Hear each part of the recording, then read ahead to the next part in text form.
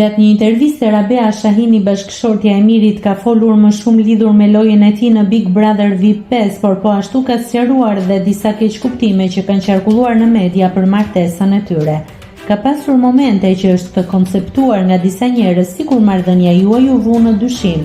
Si e përjetove këtë?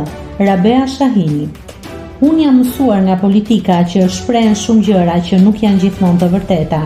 Nuk është se më prek shumë, por ka shumë gjëra që nuk janë të vërteta. Ne as jemi ndar, as kemi ndonjë marrëdhënie të çuditshme, madje për të sqaruar atë që është thënë sikur Miri është martuar me mua për letra. Miri akoma nuk I ka marrë letrat, e ka pasur mundësinë për t'i marrë edhe në shtetësinë gjermane, por nuk e ka bërë sepse do shumë atë dhe unë. Miri ka një karrierë këtu dhe kjo karrierë nuk vazhdon nëse nuk është këtu. Kemi debatuar shumë për këtë. Edhe për ne ishte vendimi I vështirë. Edhe ne nuk jemi gjithkohon me të. Nuk do t'jetë gjithmonë kështu, por për momentin, sepse ai nuk e lë dot karrierën, as unë nuk e lë dot punën në parlamentin gjerman. Nuk është e lehtë për ne.